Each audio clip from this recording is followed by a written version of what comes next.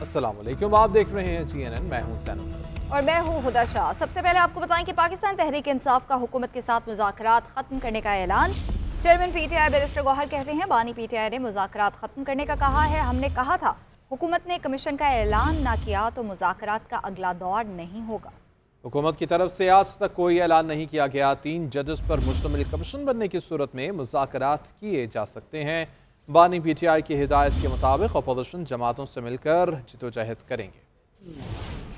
तहरीक इंसाफ का बड़ा फैसला, हुकूमत से मुज़ाकरात खत्म करने का ऐलान कर दिया। बैरिस्टर गौहर ने अडयाला जेल के बाहर मीडिया से गुफ्तगू करते हुए कहा कि बानी PTI ने मुज़ाकरात खत्म करने का कह दिया है। PTI की मुज़ाकरात की ख्वाहिश थी, हुकूमत की तरफ से ताउन न करने पर मुज़ाकरात खत्म किए। बैरिस्टर गौहर का कहना है कि कमीशन का ऐलान न होने की सूरत में मुज़ाकरात आगे नहीं बढ़ सकते। 3 जजेस पर मुश्तमिल कमीशन बनने की सूरत में मुज़ाकरात किए जा सकते हैं। कमीशन का ऐलान न होने की सूरत में आज से हमारे मुज़ाकरात कॉल ऑफ है। कमीशन बनना है तो वो 3 सीनियर जजेस ऑफ द सुप्रीम कोर्ट हो या 3 सीनियर जजेस हाई कोर्ट के हों, इस पे कमीशन मुश्तमिल हो कि हुकूमत अनाउंस करती है तो ठीक। चेयरमैन तहरीक इंसाफ बैरिस्टर गौहर ने मजीद कहा कि बानी तहरीक इंसाफ ने मुस्तकबिल का लाहे अमल भी दे दिया है। फ्यूचर का लाहे अमल भी खान साहब ने दे दिया कि हम आईन और कानून के मुताबिक अपना जो जदोजहद है वो जारी रखेंगे। हम सारे जो अपोजिशन की पॉलिटिकल पार्टीज़ है हम उनको कांटेक्ट करेंगे, उनके साथ मिलकर के जदोजहद चलाएंगे। इससे कबल हुकूमत और PTI के दरमियान मुज़ाकरात के 3 सेशन हो चुके हैं, जबकि मुज़ाकरात का चौथा राउंड 28 जनवरी को होना था।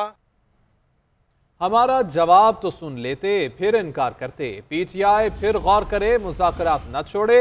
हुकूमती मुज़ाकराती कमेटी के तर्जुमान इरफान सिद्दीकी की जानिब से PTI से मुज़ाकरात का अमल न छोड़ने की अपील की गई है। कहते हैं मुज़ाकरात खत्म करने का ऐलान अफसोसनाक है। बातचीत का ये अमल PTI की पेशरफ पर हुआ था। 7 वर्किंग दिन 28 जनवरी को मुकम्मल हो रहे हैं। इस डेडलाइन से पहले काम मुकम्मल कर लेंगे। अब ऐसा क्या हो गया कि इन्होंने मुज़ाकरात खत्म करने का ऐलान कर दिया? जुडिशल कमीशंस का हम ऐलान नहीं करते, जो कि इस वक्त तक नहीं हुआ। 12 बजे के बाद से या कल से बल्कि अभी से मुज़ाकरात के सिलसिले को ख़त्म कर रहे हैं। उन्होंने ये भी कहा है कि वो ये बात अपने लीडर अडयाला जेल के अंदर बंद हैं उनके ईमा पे या उनके हुक्म पे ये कर रहे हैं। मेरी गुजारिश सिर्फ इतनी है कि 9 मई हो चुका था और फिर फाइनल कॉल भी हो चुकी थी, 24 या 25 या 26 नवंबर भी हो चुका था। उसके बाद उन्होंने शायद महसूस किया कि अब हमारे पास मार्का आराई के बजाय मुज़ाकरात का और गुफ्तगू का रास्ता बाकी रह गया है। सो उन्होंने एक कमेटी बना दी। उसके बाद हमारा सीरियस डेलिब्रेशंस शुरू हुई। जो समझती थी कि ये चोर हैं, ये डाकू हैं, इनके करीब नहीं जाना, इनसे हाथ नहीं मिलाना, वो हमसे हाथ मिलाने पे राजी हो गए। और राजी होने के बाद मुझे नहीं समझ आती इन 7 दिनों के अंदर ऐसी क्या चीज़ हुई है। और हम 28 की डेडलाइन को मीट करने के लिए अब भी बड़ी तंदही से काम कर रहे हैं। मुझे नहीं समझ कि वो जिस मुज़ाकराती अमल के लिए बड़े बेताब थे उसको भी भाड़ में झोंकने के लिए तैयार हैं। सिर्फ 5 दिन मजीद इंतज़ार नहीं कर सकते। मुझे इसकी लॉजिक समझ नहीं आई। हम समझते हैं कि उन्हें अब भी रिकंसिडर करना चाहिए अगर उनके इख्तियार में है। वज़ीर दिफा ख्वाजा आसिफ कहते हैं मुज़ाकरात कभी मशरूत नहीं होते, मुज़ाकरात से पहले ही शर्तें रख दी गई। PTI अब मुज़ाकरात से भाग रही है। अली अमीन गंडापुर 9 मई के वाक़यात में मुलविस होने का एतराफ़ कर चुके हैं। 9 मई के मुल्ज़िमान को अदालतों से सजाएं हो चुकी हैं और उनकी अपीलें भी चल रही हैं। इसलिए 9 मई के वाक़यात पर जुडिशल कमीशन नहीं बनाया जा सकता।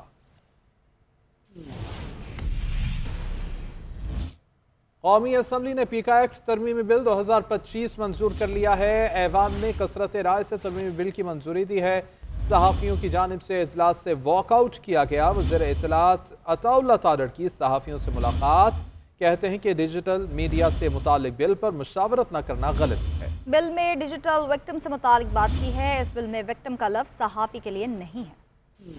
कौमी असम्बली में पीका तमीमी एक्ट और डिजिटल नेशन पाकिस्तान बिल मंजूर। PTI का शोर शराबा, सहाफ़ियों का शदीद एहतजाज। ऐवान में कार्रवाई शुरू होते ही सुन्नी इत्तेहाद काउंसिल के अरकान ने एहतजाज शुरू कर दिया, जिसके बाद PTI के अरकान वॉकआउट कर गए। अपोजिशन अरकान के ऐवान से बाहर चले जाने पर हुकूमत ने सुकून से कानून साजी का अमल मुकम्मल किया। ऐवान ने डिजिटल नेशन पाकिस्तान बिल 2024 और पीका एक्ट तरमीमी बिल 2025 की कसरत राय से मंजूरी दे दी। बिल की मंजूरी पर सहाफ़ियों ने एहतजाजन प्रेस गैलरी से वॉकआउट कर दिया। JUI ने भी पीका तरमीमी एक्ट की मुखालफत की। विफाकी वज़ीर इत्तलात अता तारड़ सहाफ़ियों को मनाने गए। इस बिल के अंदर मुझे आप बता दें कि वर्किंग जर्नलिस्ट या जो पेशावर सहाफी हैं वो कहां पे टारगेट हो रहे हैं। और अगर ये हमने डिजिटल मीडिया के ऊपर कोई प्रोटेक्शन अथॉरिटी ना लेके, विक्टिम का वर्ड यूज किया गया है, जो डिजिटल मीडिया का विक्टिम होगा, जो खवातीन की तस्वीरें अमेंड करके लगाते हैं, मुझे बताएं हम उनका क्या कर लेते हैं। एक वक्त आएगा कि आपके मेरे बच्चे घर से नहीं निकल सकेंगे because of religious fundamentalism, because of extremism, because of hate speech. पीका तमीमी एक्ट के तहत फेक न्यूज पर 3 साल कैद और 20 लाख जुर्माना होगा। बिल के तहत social media protection and regulatory authority कायम की जाएगी। अथॉरिटी सोशल मीडिया प्लेटफॉर्म्स की रजिस्ट्रेशन की मजाज होगी, जबकि पीका एक्ट की खिलाफ वर्जी पर अथॉरिटी तादीबी कार्रवाई की मजाज होगी। ऑपोजिशन ने पीका एक्ट को मुस्तरद कर दिया है। कौमी असम्बली में ऑपोजिशन लीडर उमर अयूब कहते हैं कि पीका एक्ट काला कानून है जिसको हम मुस्तरद करते हैं। कहा कि ऐसे कवानीन लाकर आज़ादी इजहार पर कदगन लगाया जा रहा है। पीका का कानून, ये भी इनके पीछे प्रेशर आया और ये दोनों कवानीन इस्तेमाल हो रहे हैं, वेपनाइज हो रहे हैं। ये हथियार बनाए जाएंगे पाकिस्तान के मीडिया के खिलाफ, पाकिस्तान के सोशल मीडिया के खिलाफ। हम लोग इस चीज़ को कंडेम करते हैं और इंशाअल्लाह ताला सेनेट में भी कल इसके ऊपर पीटीआई की तरफ से और हमारी हलीफ जमातों की तरफ से इसके खिलाफ शदीद मुजामत होगी। आज पीपल्स पार्टी वाले जो बड़े दुम पे खड़े थे वो भी डोज करके ठोस होके नीचे, आंखें नीचे करके ख़त्म हो गए। MQM वाले वो भी नीचे हो गए, ठोस हो गए, वो भी बड़े दुम पे खड़े थे कि जी इंटरनेट का ये हो गया तो हो गया। हम लोग आज़ाद सहाफ़त के लिए हम लोग खड़े होंगे, फ्रीडम ऑफ स्पीच के लिए सारे खड़े हो गए। जो खड़े रहे हैं, हमने वोट पाकिस्तान डेटा बिल के ऊपर जो दिया है कल नेशनल स्टैंडिंग कमेटी में, वो पाक तहरीक इंसाफ थी। डिफॉल्ट के ख्वाब देखने वाला मुल्क दुश्मन टोला बार बार इस्लामाबाद पर चढ़ाई की कोशिश करता है। ऐसे अनासिर को पाकिस्तान का मुआशी इस्तेहकाम और तरक्की हजम करना मुश्किल हो रहा है। वज़ीर आज़म शहबाज शरीफ की पाकिस्तान ब्रॉडकास्टर्स एसोसिएशन वफ़द से मुलाकात में गुफ्तगू। कहा पाकिस्तान की मुआशी सलामती के लिए अपनी सियासत की कुर्बानी दी। कहा कि हुकूमती पॉलिसियों पर मीडिया की तामीरी तनकीद गवर्नेंस की बेहतरी के लिए बहुत ज़रूरी है। उड़ान पाकिस्तान मकामी तौर पर तैयार करदा मुल्क की तरक्की का मंसूबा है। इसे मीडिया और तमाम स्टेक होल्डर्स के ताउन से कामयाब बनाएंगे। वज़ीर आज़म शहबाज शरीफ की अमरीकी सदर डोनाल्ड ट्रंप को मुबारकबाद। वज़ीर आज़म ने अमरीकी सदर को मुबारकबाद का बाज़ाबिता तौर पर ख़त भेजा। वज़ीर ख़ारिजा ने भी नए सेक्रेटरी ऑफ स्टेट को मुबारकबाद दी है। चेयरमैन पीपल्स पार्टी बिलावल भुट्टो जरदारी का कहना है कि 18वीं तरमीम इत्तफाक राय से बनी थी, आज इसको कोई छेड़ नहीं सकता। हुकूमत ऐसी पॉलिसी बनाती है जैसे उसके पास 2/3 अक्सरियत हासिल हो। इत्तफाक राय के बगैर फैसले हों तो उन पर अमल करना मुश्किल हो जाता है। इस्लामाबाद में तकरीब से खिताब करते हुए कहा कि जब भी हुकूमतें अवामी मर्जी के बगैर चलें तो निज़ाम ख़त्म हो गया। हम नफरत की सियासत पर यकीन नहीं रखते हैं, इशूज़ की सियासत करते हैं।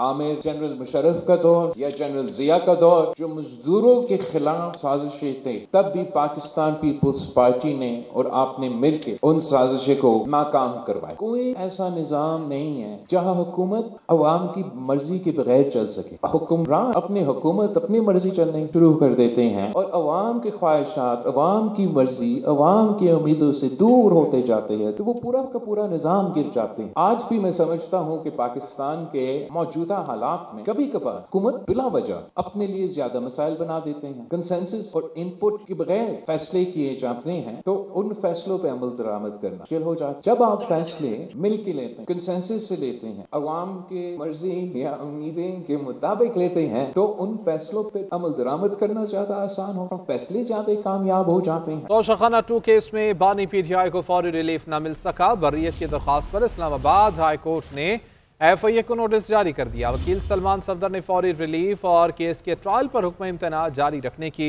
इस्तदा की। जस्टिस राजा इनाम अमीन मिन्हास ने रिमार्क्स दिए कि क्रिमिनल कार्रवाई में इस मौके पर स्टे देने की कोई अदालती नज़ीर मौजूद नहीं है। दूसरे फरीक को आने दे, दोनों को सुन लेते हैं। वकील सलमान सफदर ने कहा, इसका मतलब आज मैं यहाँ से कुछ नहीं लेकर जा रहा। जस्टिस इनाम अमीन मिन्हास ने कहा, आप बरियत के लिए आए हैं, ट्रायल कोर्ट को कार्रवाई जल्द मुकम्मल करने की हिदायत भी कर सकते हैं।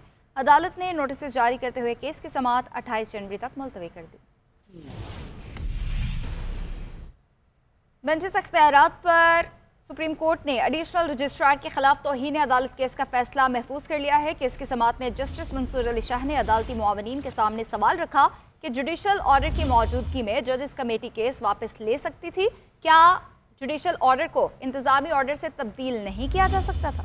इस पर अदालती मुआविन वकील हामिद खान ने कहा कि इंतजामी ऑर्डर से अदालती हुक्मनामा तब्दील नहीं हो सकता। जस्टिस मंसूर ने कहा कि बादिउन नजर में 2 रुकनी जजेस कमेटी ने जुडिशल ऑर्डर को नजरअंदाज किया। जस्टिस अकील अब्बासी ने कहा कि जुडिशल ऑर्डर से ही खत्म हो सकता है। सारी शरारत हमारे ऑर्डर की है। अदालती मुआविन वकील एहसन मून ने दलाइल देते हुए कहा कि फुल कोर्ट जुडिशल ऑर्डर के तहत नहीं हो सकता, वरना फसाद हो जाएगा। अदालती मुआविन ख्वाजा हारिस ने कहा कि मेरे हिसाब से कमेटी केस वापस ले सकती है।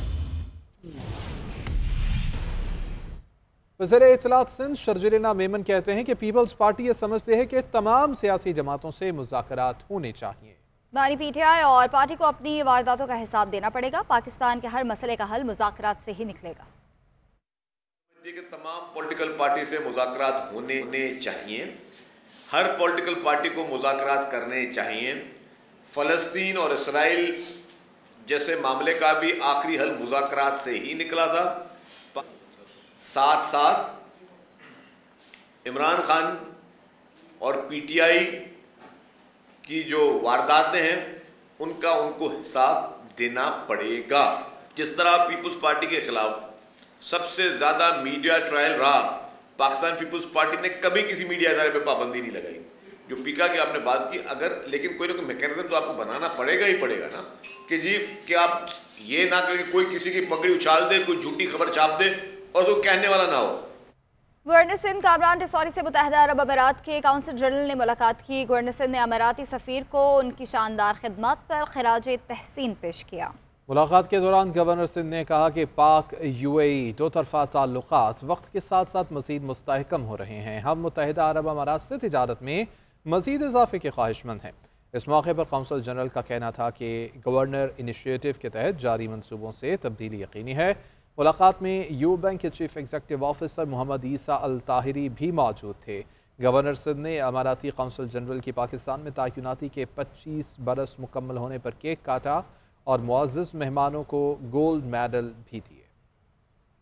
आगे बढ़ेंगे, आपको बताएं कि कराची में असातिज़ा और तलबा की जानिब से बोर्ड्स और जामियात एक्ट में मुजव्वज़ा तरमीम के खिलाफ एहतजाज किया गया। पुलिस ने तलबा को सिंध असम्बली तक जाने से रोक दिया। इसी हवाले से रिपोर्ट करेंगे नियाज़ अली।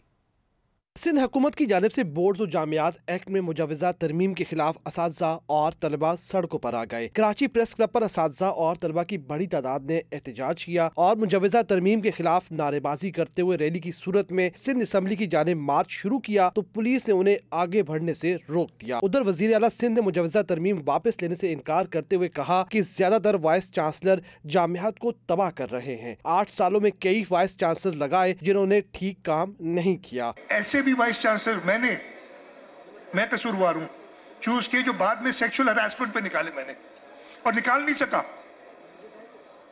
कोर्ट से झगड़ा चलता रहा मेरा because there was no way vice chancellor वो इन्योर स्टेबिलिटी के कोई ना करे, आप निकाल नहीं सके। ऐसे भी वाइस चांसलर थे, मैं नाम नहीं लूंगा, आपको आधे लोगों को वाइस चांसलर सबको पता होगा। दूसरी जानिब असातिज़ा रहनुमाओं ने कहा है कि 1 हफ्ते से जामियात में तदरीसी अमल मुअत्तल है। सिंध हुकूमत हमारी खामोशी को हमारी कमजोरी ना समझे। कैमरामैन नुमान खान के साथ नियाज़ अली, GNN कराची।